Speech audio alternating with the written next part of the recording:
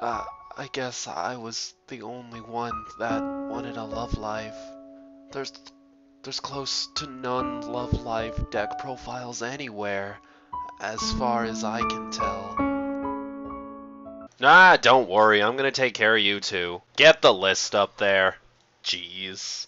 Anyway, here's the deck list if all you're looking for is the deck list. Quick review, it works great, and it should stand pretty well on its own without too many adjustments. For the rest of us, let's delve a little deeper. 16 level zeros, the perfect number. Let's see if they're any good. Two different zeros, 4 of the red, 2 of the yellow. The 4 red helps fix your colors, and you swing with zeros early on and then sack them late game to draw more cards. 4 of the level 0 assist, because level 0 assists are amazing. We get a climax combo in the form of Love and Peace Muse, and I'll be honest, this is actually a pretty amazing combo. When it attacks and you have its climax in place, you can pay 1 to give one of your characters plus 5,000. Keep in mind that because it happens when you declare the attack, you can also declare this card as the target of the plus 5,000 boost.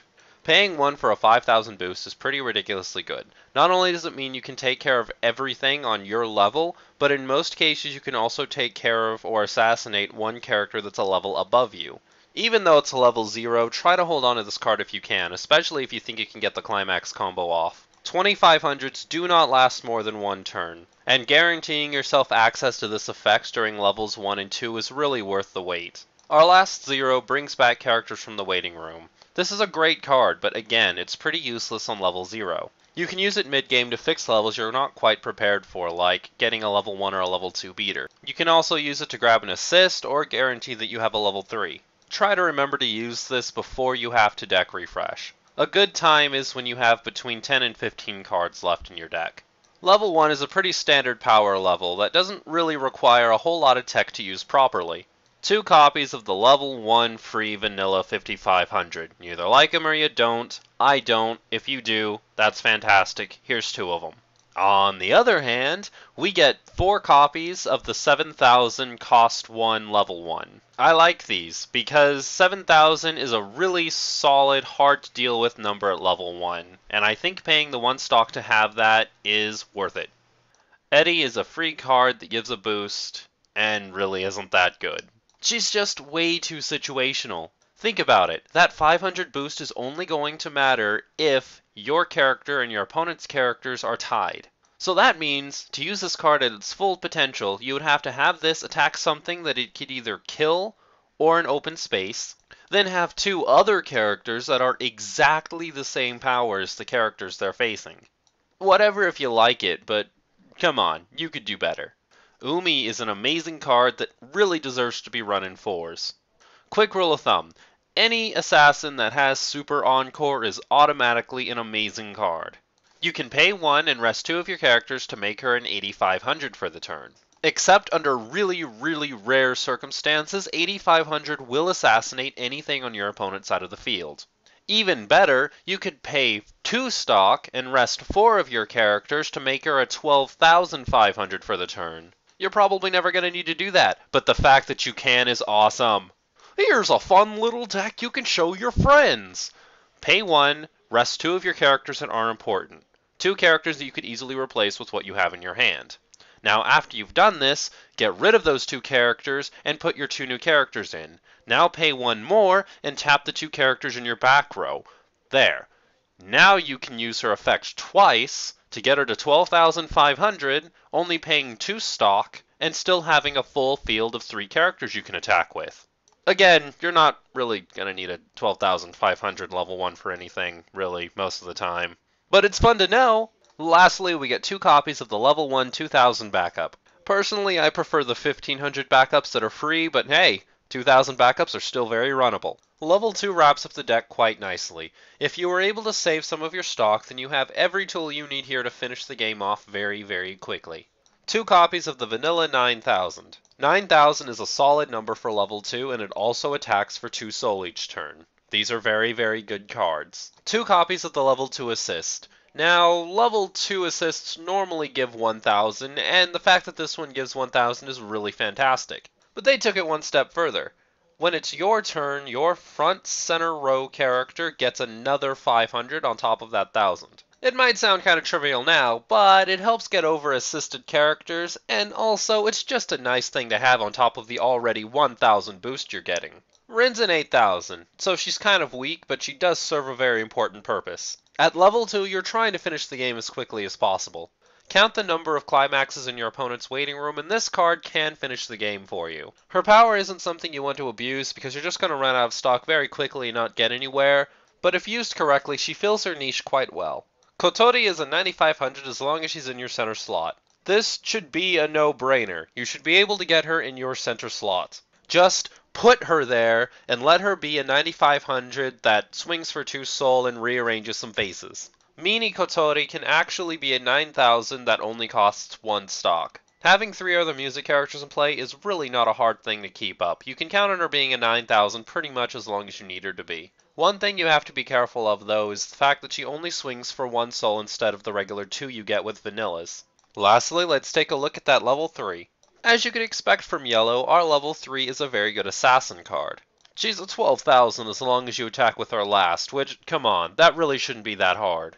On top of that, you get to search your deck for one character and put it in your hand when she comes into play.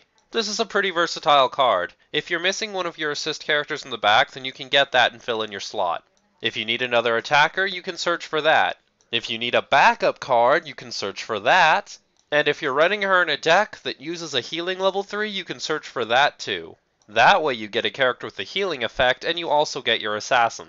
Overall, I think she's a great card, and living proof that you don't have to be a healing level 3 to be a good level 3. I lied when I said lastly, we have an event to look at. This event is good. It's especially good here in a yellow deck. Pay 1 to get a character back from your waiting room. That on its own is good enough, but on top of that you also get to give one of your characters plus 1000 power. All in all, this event stands way above a lot of events that come in these trial decks. It's a really good card. We get 2 gate climaxes and 3 of the one that works with your climax combo. We also get 3 of the 2k 1 soul, but the unique thing is we actually get 3 that have all different artwork. Their effects are the same, so it doesn't make too much of a difference, but that's still a really cool touch. Alright, overview time. Let's take a look back at the deck. Personally, I think it's a really fantastic deck, and I think it's a great deck that pretty much anybody can pick up, as long as you're not a beginner.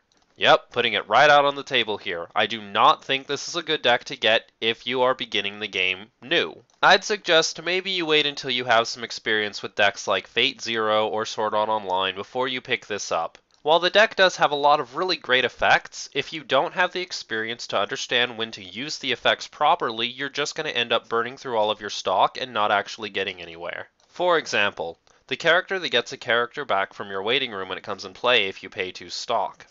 If you're a newbie, you're not going to understand exactly what character you're going to need to fit the situation. You're probably just going to get like a level 3 or like one of your stronger characters, or heck, you could even end up using it to get back like a level 0 or something. It takes a bit of experience to understand that you need to fill in your assist characters, you need to get back backup characters just in case you need to be defensive, you need to guarantee level 3s in your hand, you need to guarantee climax combos, things like this. Assassins too. Assassins can be incredibly dangerous cards to use if you use them incorrectly because of how weak and fragile they are. People are going to think naturally that assassins suck if they start out the game and they play with assassins and they just keep getting destroyed over and over again without actually assassinating anything.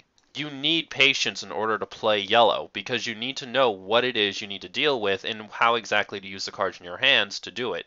I will always say that Weiss is a game about reactions, not actions, but it is especially 10 times more true in Yellow's case, because literally all Yellow can do is react. That aside, let's see what we can do to make the deck a little more competitive. Personally, I would take out 2 of the level 0 vanillas and put in 2 more of the one that gets a character back when you put it in play.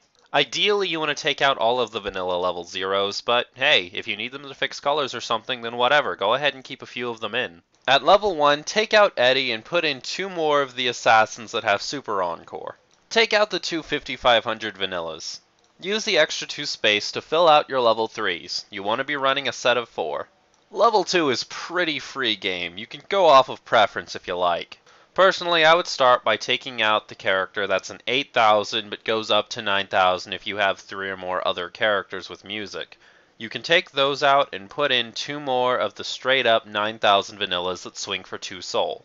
I'd probably also take out the character that you can choose how much soul they have by paying a certain amount of stock, just because that kind of card has never really worked out for me. I'd use that extra space to put in 2 more of the event, just because it's so good. If you're looking at getting booster packs, I would personally stick with yellow, because yellow seems to be really powerful in this set. I'd probably play using yellow-green, because green has a lot of really good things going for it too, and it's not quite as expensive as the yellow cards. And I think that's about all I have to say about Love Live. Don't forget to frontal attack that like button, and you can pay a simple 2 stock to become a level 2 subscriber. Also, if you have an idea for what you'd like to see me do next, tell someone who cares! Like the comment box. This has been Kudou. I'm off to keep working on my Haruhi deck.